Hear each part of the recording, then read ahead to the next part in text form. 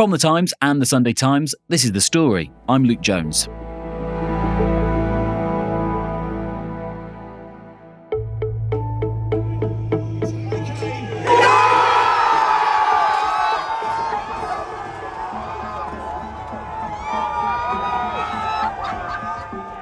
Isn't it incredible how quickly opinions on the England manager, Gareth Southgate, can change? Back in '96, as a player, he was the big penalty loser. Then in 2018, as manager, he was the penalty king. But even in this latest Euros tournament, we've seen England fans celebrate him, yes, but also angrily throw beers at him. It's a 0-0 draw, and the boos ring out from an element of the England support. Boos and whistles. Get him out, kick him out. What, tomorrow or? Tomorrow, get him out. I'm bored of it. It's boring. I can't stand anymore. It's just not good enough. We've come here to be entertained. We've got the players who can entertain. Why are we watching such dull football? It's demoralising.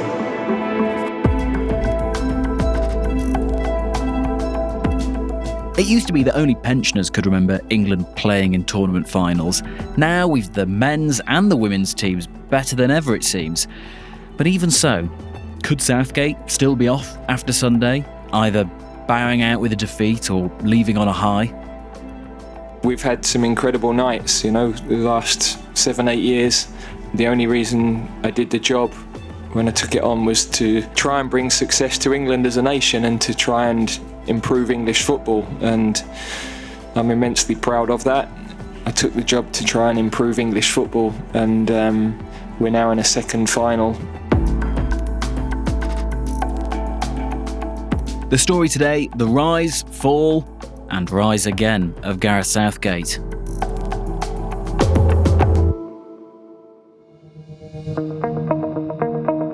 My name is Matt Lawton and I'm the Chief Sports Correspondent of The Times. Matt, where are you now and where were you last night? Where were you watching? I was in the press box with my Times colleagues, and I'm now in the hotel in Dortmund that I've spent the last 3 nights in. What was the atmosphere like in the press box? The atmosphere in the press box should always be professional, to be honest. There were a couple of colleagues who were cheering, which is not something I approve of. I don't like seeing that. We're journalists, not fans. We had a situation at the Euro final in 2021 at Wembley where one of the Italian journalists actually put on an Italian shirt at the end of the game and was actually escorted out by the stewards. I thought you were going to say by you then.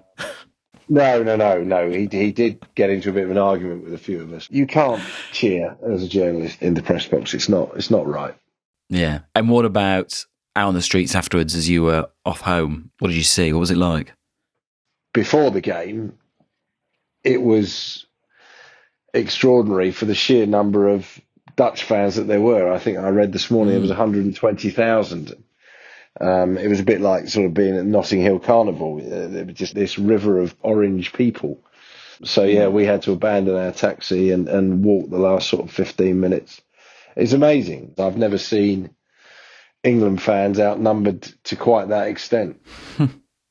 So we are not England fans. We're leaving our allegiances at the door, as you say, and we're going to dispassionately appraise Gareth Southgate, who has been talked about a lot again in this tournament, not in the way he has been used to of late. Rewind all the way back for us. Brief us on the basics of him. Where did he grow up? I mean, where did he start playing football? He's from Surrey, and he grew up playing at Crystal Palace, essentially.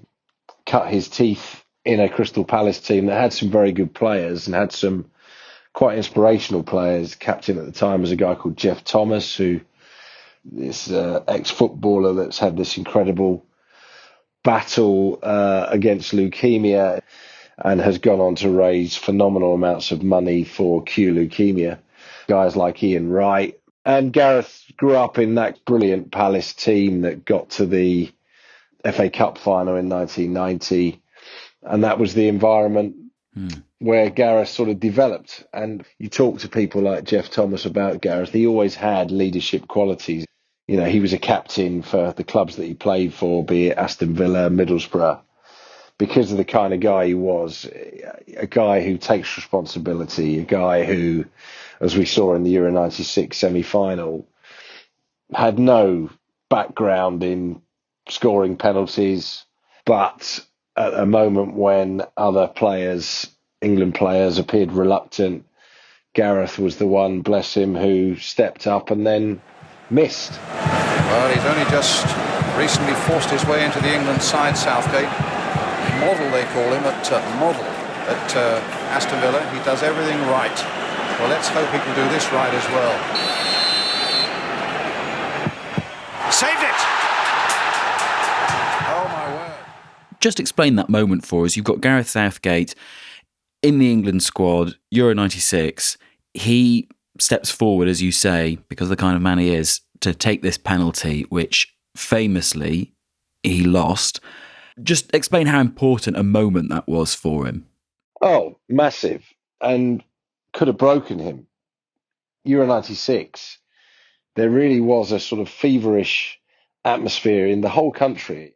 I remember Manchester, you've got to remember, this is 1996. This is the era of Oasis, the Hacienda. And Manchester was just alive with that football tournament, as London was, as the whole country was. For Gareth Southgate to come back from that in the way he did, he would tell you it was a defining moment for him. Without doubt, when I look back, that was professionally the most challenging experience that I've been through. We have to face those things. We can't hide from them. I can't hide from the fact that that happened. And then I have a decision and a choice as to how I approach dealing with it. And time has given me the opportunity to put that into better perspective. It was something that, as I say, you know, the cliche, if it doesn't kill you, it makes you stronger. I think there's absolutely real truth in that statement when it comes to Gareth missing that penalty. Because how fierce was the fan reaction, the media reaction? It was tough. It was a heartbreaking moment for the country, and people do lash out. I don't recall the media coverage being particularly fierce. I think my overwhelming memory of Euro 96 was still one of celebration, because at that point, it was rare for England to progress that far in a tournament. But I will always remember that sight of him being comforted by Terry Venables, at the time the England manager. You know, the guy was in tears. He is an incredibly patriotic man, Gareth Southgate. So to miss a penalty for his country in a game of that magnitude, I think was crushing, but something that he recovered from. And around those years, he was part of this so-called golden generation. I mean, you know, you sort of Beckhams, Gerrard, Lampard, Terry, all of those kind of types. But he was sort of different to them. Is that fair to say? He wasn't part of that tabloid culture? Celebrity culture, I would call it. Yeah. No, he wasn't. Look, Gareth's always been, and this is not to be disrespectful towards other footballers, because there's a lot of intelligent players that I've encountered over the years, and even the ones that people might think aren't the brightest. When you speak to them, there is a level of intelligence that you find in most of them. There's an emotional intelligence. Gareth has always been bright and articulate, and actually would often be the player, even rewinding back to Euro 96, would be the player that when other players didn't want to speak to the media, Gareth would step up, because Gareth knew how to handle the media, and he would always speak well and basically would be pushed to the front of the crowd, if you like. But he was quite intolerant of that celebrity culture that developed, particularly under Sven-Göran Eriksson as manager, when David Beckham was the captain.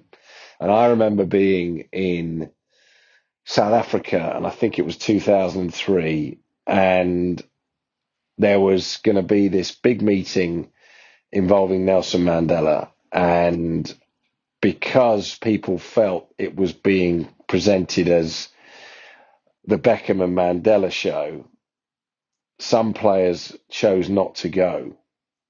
Now, I think in hindsight, someone of Gareth's standing might regret that, but I understand why he didn't go, because it felt like they were cast members, they were supporting cast to the big meeting. And it was quite a divided camp, because at this time you had great rivalries between Manchester United and Arsenal and latterly Chelsea. Club cliques developed within that squad, which Gareth witnessed at first hand and would have understood at that point just how counterproductive that was, how much to the detriment of England's performances that kind of environment was. So if we forward wind then, if you've got Gareth Southgate, who has come through the ranks seeing all of this, he's intelligent, as you say, he was, that penalty aside, a good player, eloquent, a natural leader, patriotic, as you said. So in 2016, when it's announced that he's going to be the New England manager, you'd think, oh, perfect fit. But I don't know, was the reaction at the time, was it that enthusiastic? No, not least from Gareth himself.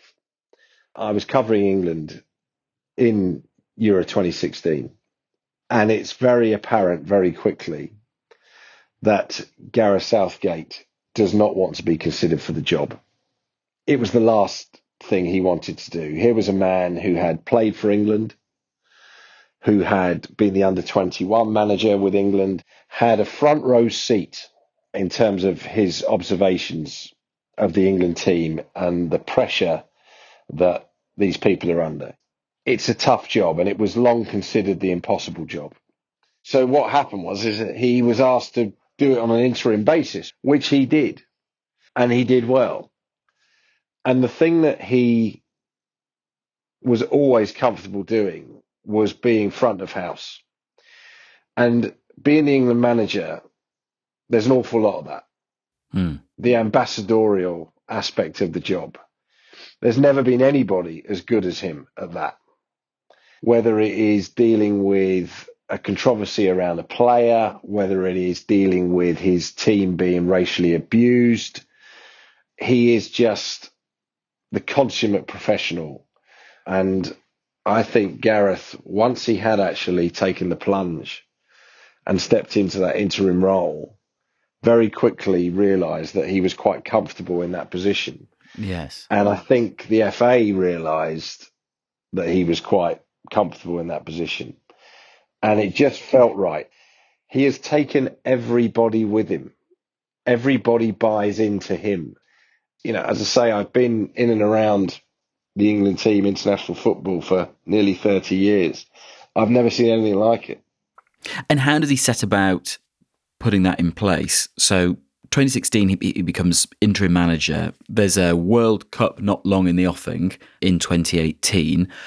What does he immediately set about doing with the team? What he immediately sets about doing is he talks an awful lot about culture. One of the things he had to address was the fear factor that seemed to be a burden that a lot of players carried whenever they pulled on the England shirt. It was a real problem. And he tackled that in various ways with psychologists, with different experts, but really through him, and just trying to galvanize the group. One of his big missions was creating this collective. He's always been quite intolerant of anybody he regards as a bad tourist. He doesn't like prima donnas. He likes people who believe in the collective, who believe in coming into camp. And, as I say, the cliques that existed that he witnessed, there was no way that was happening. The fact of the matter is, here in Germany, and I was talking to one of the comms guys about this earlier in the tournament, everyone eats together. If you walk into the dining area, you will see the kit man, the comms director, Jude Bellingham, the logistics person, all in the same queue, waiting for their chicken and rice. There's no designated tables for players. There's no designated table for the coaches. Sit where you like. They are all in it together. And that's the culture he's created. And it works. And it did work. So in that World Cup in Russia in 2018, they reached the semi-finals, the first England manager to take the squad to the semi-finals of the World Cup since 1990. And we saw in the public this enormous explosion of Gareth Southgate fever. I mean, there was that Atomic Kitten chant.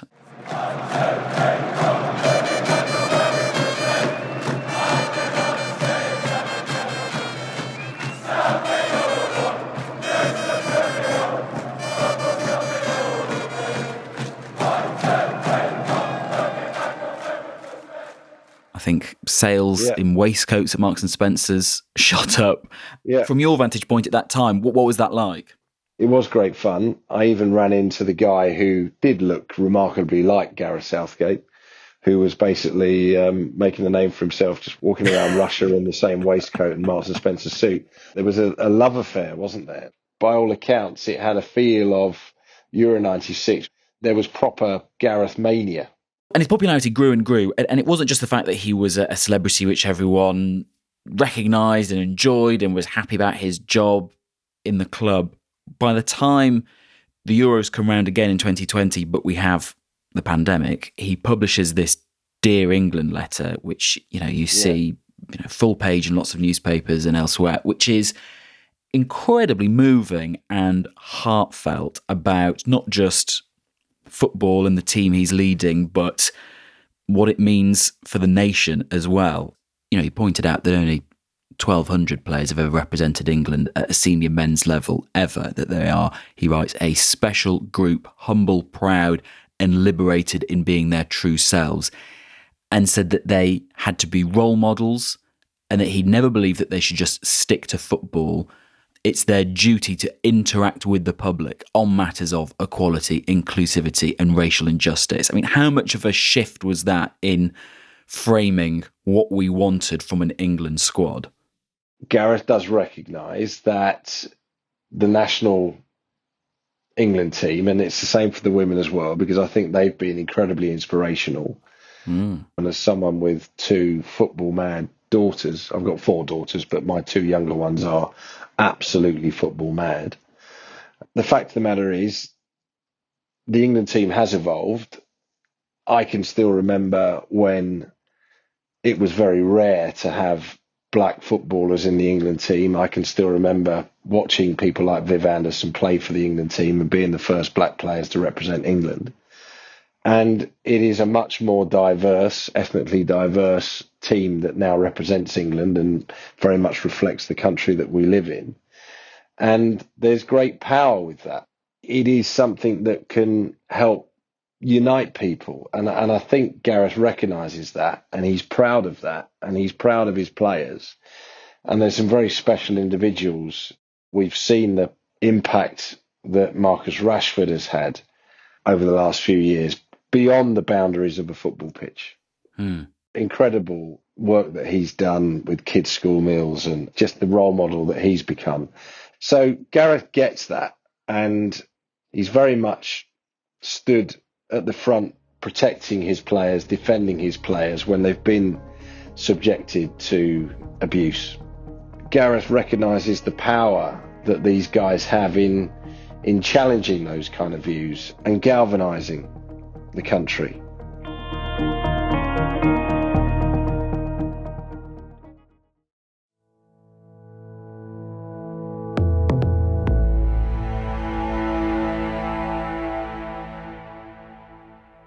We have Gareth Southgate riding high, in the build-up to those Euros in 2021, England reaching the final, people lose their minds, how incredible, England do less well in the World Cup that follows, but, it's okay, things are still different to how it was. When did you start to feel, especially the public conversation, start to turn against Gareth Southgate somewhat and questioning whether we were on this unstoppable rise to finally winning one of these things? Look, there's been criticism, frustration, regret, if you like, since the Euro final against Italy. There was a feeling on reflection that they had perhaps been a little cautious against Croatia in Russia. Come the end of the Euros in 2021, some people reflected on both the semi-final at the World Cup and the game against Italy and felt that they had been opportunities missed, felt that Gareth had been a little cautious. And then England went to Qatar's World Cup. But they ran into a France team with, at the time, the player who I would now rate as the best in the world, Kylian Mbappe, and they lost. So some criticism started to creep in, and it felt like in some quarters that the love for Gareth that developed during the World Cup in Russia was starting to evaporate a little bit. I personally felt that was harsh. I don't think he deserved it. I think it's been inappropriate out here as well.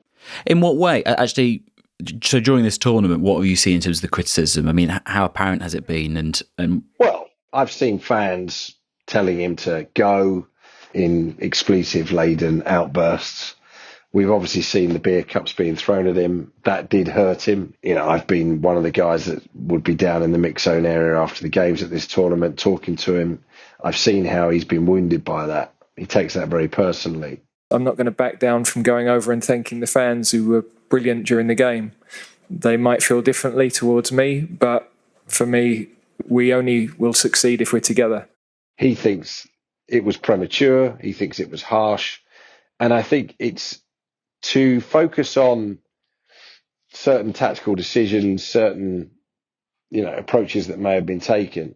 It's a very one-dimensional view, as I say, of what he's achieved as England manager. is it also partly that, and who am I to say this, are England fans a bit spoilt? They haven't had this kind of run of success in decades and decades and decades, and already they're saying it's not enough. I think they've got very short memories, and I actually think it's, to some degree, it's moronic. Moronic?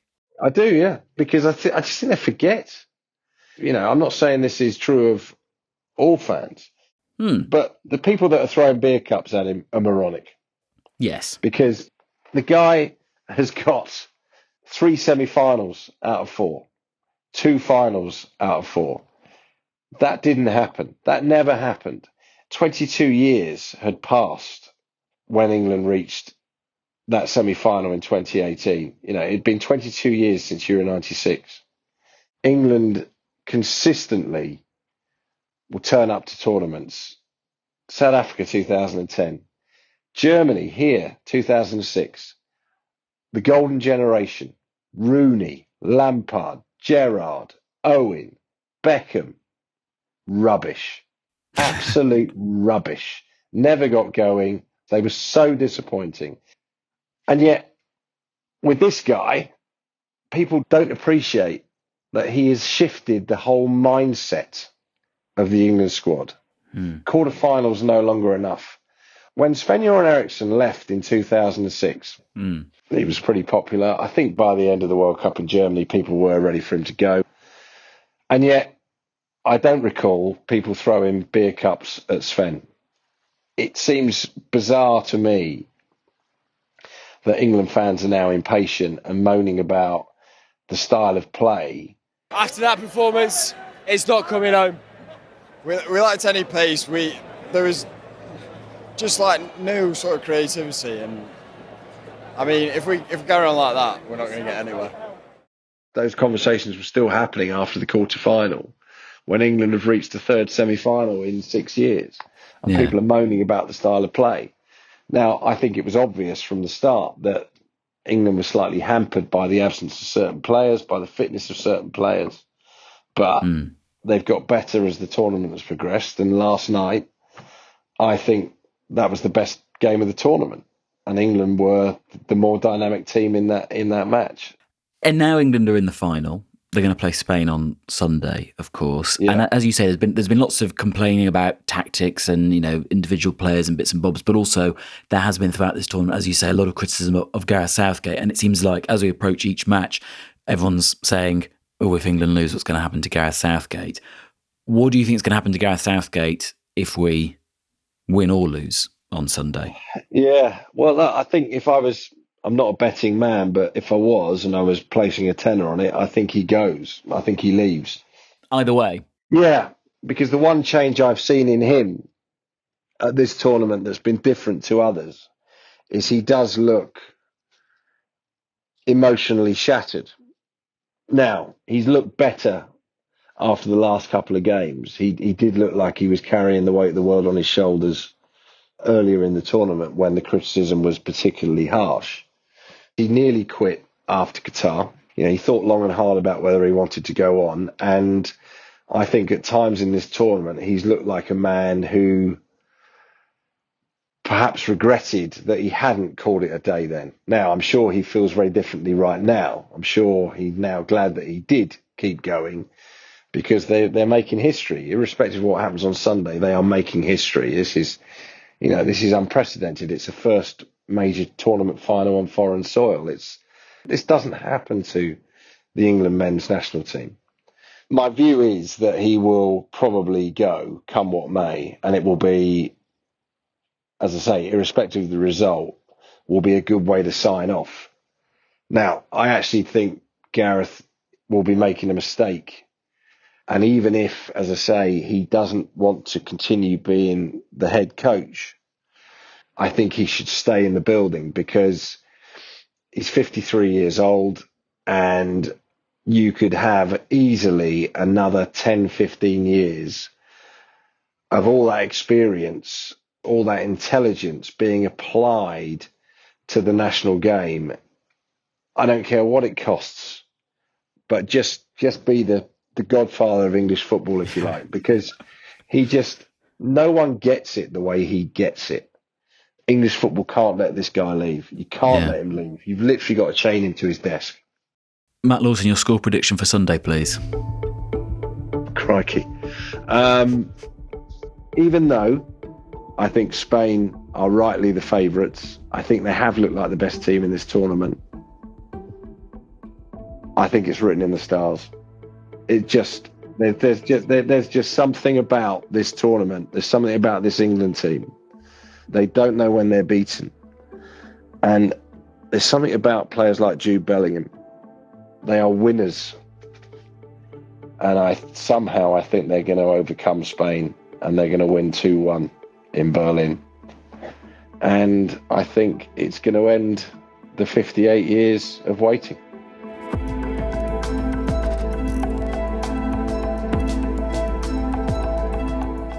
Matt Lawton there, Chief Sports Correspondent at The Times, and there is absolutely loads from Matt and the rest of the Times team in Germany at thetimes.com if you have a subscription. And if you want more football listening, do try The Game. They are releasing episodes every day during this tournament with big Times football brains like Matt Lawton, but also Martin Samuel, Jonathan Norcroft and the rest. Subscribe to them, but also to us, and you won't miss an episode of The Story ever. The producer today was Sam Chantarasek, the executive producer was Edward Drummond, sound design was by Tom Birchall, and theme composition was by Mauro Seto. I'm Luke Jones, and I'll see you soon.